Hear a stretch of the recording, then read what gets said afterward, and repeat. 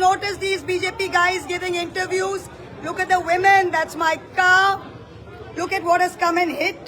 Just come and see what's going on from the third floor. Dekhun how I've been hit through the window and just see the সবাই কিরকম ভাবে এরা ফেলছে, police just দাঁড়িয়ে আছে। রাজনীতি করবেন আর ডিমকে ভয় পাবেন? যেখানে দেশের স্বাধীনতা সংগ্রামীরা বুকের ওপর গুলি সহ্য করেছেন, সেখানে রাজনীতির ময়দানে নেমেও ডিম ছোড়ার মতো বিষয়কে এতটা ভয় পাচ্ছেন? শীর্ষ আদালতের ভৎসনার মুখে কৃষ্ণনগরের তৃণমূল সাংসদ মহুয়া মৈত্র। একই সঙ্গে খারিজ হল মহুয়া মৈত্রের মামলা। ঘৃণাসূচক মন্তব্য মামলায় পুলিশি হাজিরার নির্দেশের বিরুদ্ধে তৃণমূল কংগ্রেসের সাংসদ মহুয়া মৈত্রের আর্জি শুনতে অস্বীকার করল সুপ্রিম কোর্ট। ঘটনার সূত্রপাত গত জুনে। সেই মাসে ত্রাণ সামগ্রী ও ট্রিপল চুরির অভিযোগে গ্রেপ্তার হন প্রাক্তন মন্ত্রী উজ্জ্বল বিশ্বাস। আদালতে পেশের সময় প্রাক্তন মন্ত্রীকে লক্ষ্য করে ডিম ছোড়া হয়। এই ঘটনার প্রতিবাদে সোশ্যাল মিডিয়ায় ভিডিও শেয়ার করে ক্ষোভ উগড়ে দেন মহুয়া মৈত্র। ঘৃণাসূচক বেশ কিছু মন্তব্যের অভিযোগ ওঠে মহুয়া মৈত্রের বিরুদ্ধে। কৃষ্ণনগরের সাংসদের মন্তব্য নিয়ে বিতর্ক দানা বাঁধে। মহুয়ার বিরুদ্ধে ধর্মীয় ভাবাবেগে আঘাতের অভিযোগ ওঠে।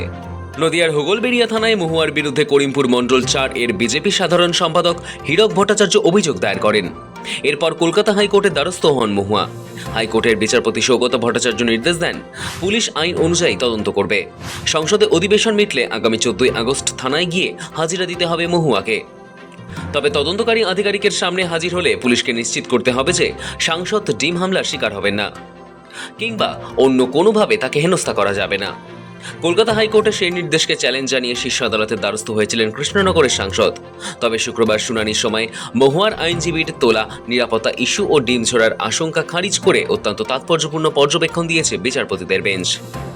বিচারপতি দীপঙ্কর দত্ত এবং বিচারপতি শীল নাগরের গঠিত সুপ্রিম কোর্টের বিশেষ বেঞ্চ জানায় যে কলকাতা হাইকোর্টের দেওয়া নির্দেশে তারা কোনো হস্তক্ষেপ করতে আগ্রহী নয়। তারপর এই মামলাটি খারিজ করে নিষ্পত্তি করে দেয় আদালত। শুনানি চলাকালীন মহুয়া মৈত্রের পক্ষে সওয়াল করতে উঠে প্রবীণ আইনজীবী গোপাল শঙ্কর নারায়ণ আদালতে জানান যে পুলিশের নোটিশ অনুযায়ী সাংসদকে তার নিজস্ব লোকসভা কেন্দ্রের অন্তর্গত একটি পুলিশ স্টেশনে ব্যক্তিগতভাবে উপস্থিত হতে বলা হয়েছে। পূর্বের একাধিক ঘটনা মনে করিয়ে দিয়ে আইনজীবী যুক্তি দেন, গতবার যখন তিনি সেখানে গিয়েছিলেন তখন তার দিকে ডিম ছোড়া হয়েছিল। এবার প্রেক্ষিতে তিনি ভার্চুয়াল মাধ্যমে পুলিশের জিজ্ঞাসাবাদের অনুমতি চান। তবে এই আর্জিতে তীব্র দ্বিমত প্রকাশ করে বেঞ্চের তরফ থেকে প্রশ্ন তোলা হয়, আপনি একজন সাংসদ, রাজনীতির ময়দানে নেমেও ডিম ছোড়ার মতো বিষয়কে এতটা ভয় পাচ্ছেন? যেখানে আমাদের দেশের স্বাধীনতা সংগ্রামীরা বুকের ওপর গুলি সহ্য করেছেন, সেখানে ডিমের ভয়ে এরকম আবেদন নিয়ে শীর্ষ আদালতে আসাই উচিত নয়। গত 21শে জুলাই কলকাতা হাইকোর্টের বিচারপতি সৌগত ভট্টাচার্য মহুয়া মৈত্রকে আগামী 5ই অক্টোবর পর্যন্ত পুলিশি করার পদক্ষেপ বা গ্রেপ্তারি থেকে অন্তর্বর্তী সুরক্ষা দিয়েছিলেন।